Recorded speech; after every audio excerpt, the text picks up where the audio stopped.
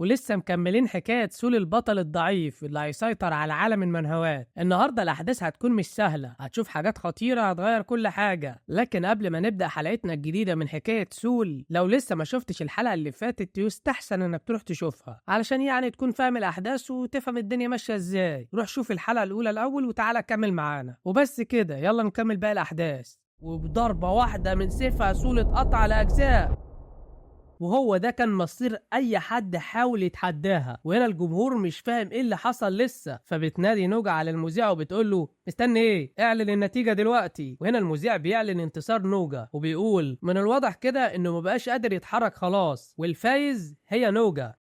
بيظهر على الناحية التانية شخص غريب كده كان بيتابع الأحداث من موبايله ومش عاجبه اللي حصل ده، وبيقول مش ده اللي انت وعدتنا بيه، أنا مش هسيب الحكاية دي تنتهي هنا، فاهم يا سول؟ وهنا سول كان حاسس إنه مات خلاص واتأكد إن دي نهايته، لكن فجأة بيلاقي حد بيصحيه وهي بنت غريبة، وبيظهر كمان إن رتبتها مجهولة وحتى نوع قوتها مجهول برضه. والبنت بتبص لسول باستغراب وبتقول له في وشه أنت شكلك غبي كده ليه؟ وبتنادى عليه وبتقول له اصحى يا ابني، أنت مبرشم ولا إيه؟ اصحى فوق. وفجأة بيتكلم سول وبينطق أخيرا وبيقول ها أنا فين؟ وهو لسه ما كملش السؤال لقى البنت اللي قدامه بتولع فيه وبتخنقه وبتقول له انا كنت قربت اسامحك خلاص على بحلقتك فيها بدون اذني، بس ازاي تتجرأ وتسالني كمان؟ عايز تبدا قتال معايا مش كده؟ انت كده عديت حدودك وانا مش هسيبك خلاص. وفجاه بنسمع صوت حد بيأمرها انها تبطل اللي بتعمله ده، وبينقذ سول بعد ما كان بيولع حرفيا. والشخص الجديد ده بيتاسف لسول وبيقول له انا اسف، البنت دي لسه مولوده جديده فما تزعلش من تصرفاتها، المهم انا مبسوط جدا اني شفتك. وبيقول صحيح نسيت اعرفك بنفسي، انا اسمي ارثر ملك العالم اللي انت دخلته ده. هو بيقول كده وهو فخور بنفسه ورافع سيفه على كتفه، وطبعا بيظهر التصنيف بتاعه هو انه ملك ورقم رتبته غير محدود. وهنا البنت كانت لسه غضبانه وعايزه تولع في سول، ولكن ارثر بيحاول يهديها ويبعدها عنه وبيأمرها انها تهدى. وهنا ارثر بيرفع سيفه وبيغرزه قدام سول على الارض. بيفتكر سول انه بيحاول يأذيه فبيقول له سامحني انا اسف، ما تحاولش تأذيني انا غلبان والله العظيم. فبيرد عليه ارثر بجديه وبيقول له شكلك مش عارف ايه اللي بيحصل بالظبط، شكلك كده مش فاهم الوضع اللي انت فيه، خليني ابسط لك الموضوع بطريقه تقدر تفهمها. بص يا سول، انا قررت واخترتك انت علشان تبقى اللاعب. بيستغرب سول وبيساله اللاعب يعني ايه لاعب؟ لا مؤاخذه يعني، بس بيفكر لحظه وبيسال هو مش ده اسم الحكايه اللي انا كنت بقراها؟ فبرد عليه بيقول له انت كمان ما قريتش اسمها؟ طيب حلو الكلام ده. بص يا سيدي انا هوريك كل حاجه. المكان اللي بنتكلم عليه ده اسمه برج السماء، وهي قلعه الاحلام مليانه كنوز وذهب وفضه ومجد وكل حاجه، وكتير من الناس بيحاولوا يوصلوا لقمته علشان الكنوز والمجد والشهره، ودول احنا بنسميهم اللعيبه. سول بيقول له لعيبه؟ فبيرد عليه بيقول له ايوه بالظبط كده، عندك مثلا نوجا ودان وانت كمان. فبرد عليه سول باستغراب انا كمان لاعب زيهم؟ فبرد عليه ارثر ايوه ايه رايك، دي حاجه جميله مش كده؟ سول مازال بيلازمه الجبن وبيقول وهو خايف جدا ليه تخليني اواجه وحوش زي دول ما عندهمش رحمه، عايزني احاربهم مره تانية ازاي؟ وبعدين مين اللي اداك الحق تاخد القرار ده؟ فبيرد عليه ارثر ببرود وبيقول له بتسالني مين قرر ده؟ انت اللي قررت، نسيت وعدك ولا ايه؟ وعد ايه يابا اللي انت بتقول عليه؟ انا ما وعدتش حد بحاجه. وطبعا لحد دلوقتي ما يعرفش ان اللي جابه هنا هو التعليق اللي سابه بهزار على صفحه الحكايه بانه هيخلص على البنت بموس حلاقه. لكن هنا ارثر بيتضايق وبيقول هو ماشي، انا ما بحبش الجبناء، بس انت ايه رايك؟ مش حابب تكون لاعب انت كمان وتحاول توصل لقمه البرج؟ بس بيكون سول لسه مش مصدق نفسه ومش مستوعب ان مجرد تعليق واحد بس هو كان السبب في تغيير حياته للابد. وبرد عليه ارثر وبيقول له مش ذنب انك ما فكرتش في كلامك قبل ما تكتبه، انت صدقت ولا ايه؟ انا بهزر معاك ما تقلقش. تهزر معايا؟ بص يا سول، انا مش هحاول اجبرك على حاجه، تقدر تستسلم دلوقتي عادي، بس انا شايف انك مش حابب ترجع للواقع مش كده؟ وهنا سول بيرد بكل هدوء الواقع بالنسبه لي صعب، كل لحظه كانت بتمر عليا كنت بتعذب فيها. وهنا ارثر بيساله ها عايز ترجع؟ بس في اللحظه دي كان سول خلاص حس انه مرتاح ومش حابب يرجع للواقع بتاعه، ورد عليه بكل قوه اكيد لا، مستحيل ارجع للمكان ده تاني.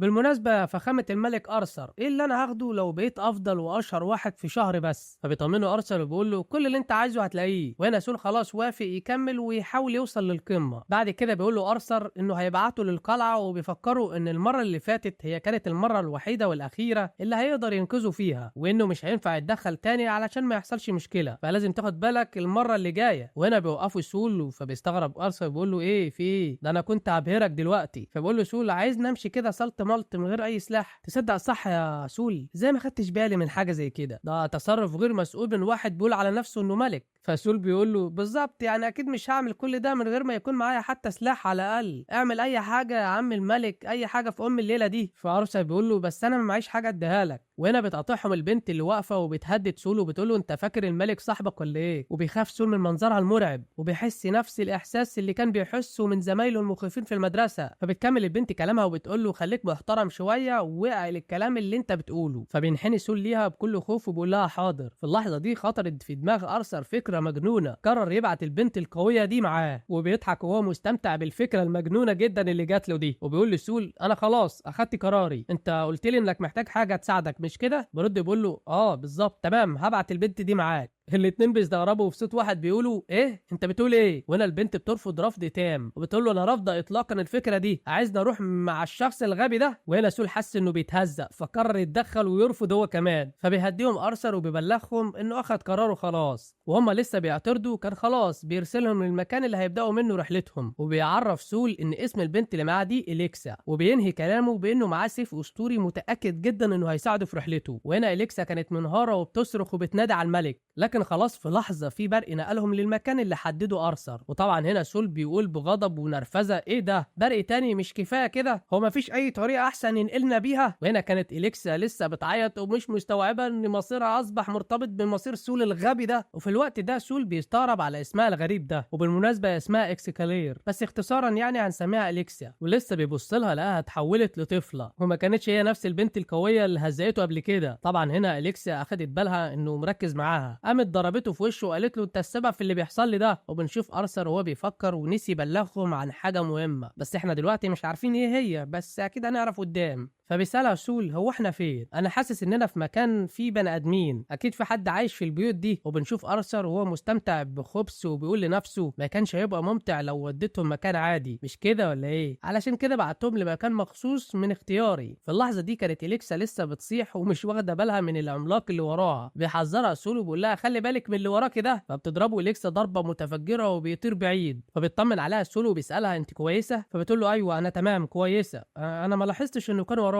وبيرجع وراهم تاني الراجل ابو قرون ده. فبيساله سول انت بتعمل كده ليه؟ برد عليه ابو قرون انت لسه بتسال؟ احنا اللي بنسالكم بتعملوا ايه في ارضنا. وبنكتشف ان ارثر بعتهم لنقابه المفترسين، ودي تعتبر ارض جماعه اسمها الغطاء الاحمر، وبيتحداهم وبيقول لهم انكم هتدفعوا الثمن غالي علشان هجمتوا اراضينا. وبتظهر رتبه المقاتل الضخم ده وهو لاعب من فئه المفترسين او الذئاب الحمراء، وبيدي تعليماته لاصحابه علشان يهجموا عليهم، وطلب منهم يبداوا بالبنت الاول. بيهجم عليهم عدد كبير مره واحده. فبتقول لسول انها بتكره تزور عالم البشر علشان كده. سول بيقول لها هنعمل ايه دلوقتي؟ فبتقول له اسكت خالص مش عايزه اسمعك بتتكلم، مفيش قدامنا غير حل واحد، امسك نفسك كويس واستعد. امسك نفسي ازاي؟ وفجاه اليكسا اتحولت لشعله كبيره من النار، وبالله اتحولت لسلاح على شكل سيف مولع اتشكل من النار وابتدى يظهر بين ايديه. والسلاح ده اسمه سلاح انعكاس الذات او القوه الداخليه. ده حجم قوته بتبقى على حسب قوه الشخص اللي ماسكه. وكل الموجودين استغربوا من اللي شافوه قدامهم. سول بعد ما افتكر انه خلاص حصل على قوه مهوله وهيقدروا يكسبوا المعركه، فجاه بيلاقي السيف المشتعل بقى حته حديده صغيره في ايده. ما هو محظوظ دايما الدهب في ايده يبقى تراب طبعا لان قوته حاليا صغيره جدا، فعرف انهم كده خلاص هيتعمل منهم بطاطس محمره. وهنا بيظهر ارثر من بعيد وهو بيضحك عليهم ومبسوط من اللي بيحصل فيهم.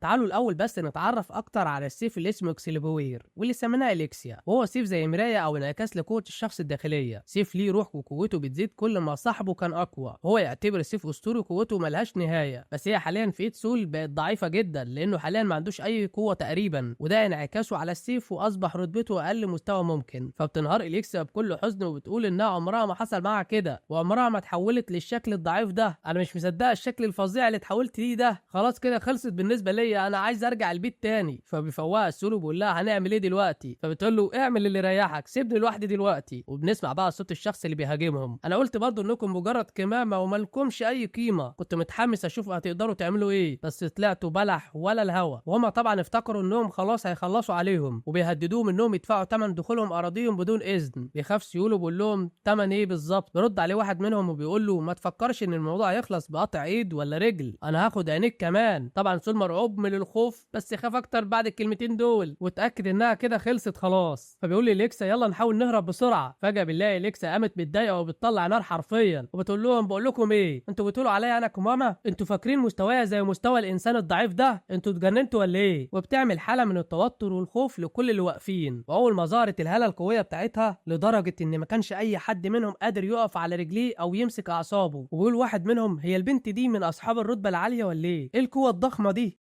وعلى الناحية التانية كان أرثر فاهم إنها قدرت تستخدم جزء من قوتها، وكانت لسه بتبدأ الهجوم الناري بمهارة قوية من مستوى الملوك محدش من الموجودين شافها قبل كده، وكلهم قرروا إنهم يهربوا وبيحذروا القائد إن مفيش وقت للاستغراب، يلا بينا نهرب بسرعة. واليكسا بتضحك ضحكة مجنونة ومبسوطة جدا بنفسها وبتقول لهم كل حاجة خلصت خلاص. لكن أرثر كان ليه رأي تاني وقرر إنه يسحب منها قوتها مرة واحدة، فتحول هجومها الناري الضخم واختفى مرة واحدة. فبتستغرب وبتقول إيه اللي حصل ده؟ أكيد في حاجة غلط، ولسه هتحاول تعتذر فلقت القائد بيأمرهم بالهجوم عليهم وبيطلب منهم يقتلوهم بسرعه. وفي الوقت ده كان سول بيحاول يهرب من غير ما حد ياخد باله، وبيشوفها وهي مشغوله في الهجوم عليهم، بس اتفاجئ مره واحده ان قوتها ما عادش موجوده، ويفكر انه ما ينفعش يهرب لوحده ولازم يساعدها. ولكنه اول ما بيشوف اشكالهم المخيفه بيختفي فجاه من المكان كله. واليكسا كانت مشغوله في الاشتباك مع الجنود وما كانتش فاكره انهم بالقوه دي، ولسه كانت بتحاول تطلب المساعده من سول، بتشوف هيقدر يعمل ايه يعني علشان يساعدها، ولكن اتفاجئت انه مش موجود اصلا حواليها، تقريبا كده فص ملح وداب. اتفاجئت انه اختفى اصلا وشتمته بصوت عالي علشان يقدر يسمعها وهي بتقول له يا جبان. وفي الناحيه التانيه كان سول بيجري وهو مرعوب وبيقول هو انا مجنون عشان افضل في وسط الوحوش دول؟ كان مالي انا ومال الخناقه دي؟ كده كده مش هعرف اساعدها بحاجه اصلا. وبيتفاجئ ان المكان بقى هادي وما عادش فيه صوت، بيفكر انهم خلاص مسكوا اليكسيا، وبيحاول ما يفكرش اكتر من كده وبيهون على نفسه بانها قويه وهتقدر تتغلب عليهم، وبيقول لنفسه خليك في خيبتك انت مالكش لازمه يا عم. وطبعا كان حزين جدا لانه افتكر انه اتغير، ولكنه اتاكد انه بقى مجرد عائق ليها وانه لسه ما اتغيرش لحد دلوقتي. وبيترمي على الارض بكل ضعف وهو منهار وبيقول لنفسه ان مفيش في ايده اي حاجه يعملها، هي دي الحقيقه، وانه انسان ضعيف وعادي ومفيش فيه اي حاجه مميزه. ايوه انا مفيش في ايدي حاجه، ما اقدرش اعمل اي حاجه، هو ده كل اللي انا اقدر عليه. وبيسمع صوت داخلي بيعنفه بيقول له انت شخص ضعيف وكمان جبان ومثير للشفقه.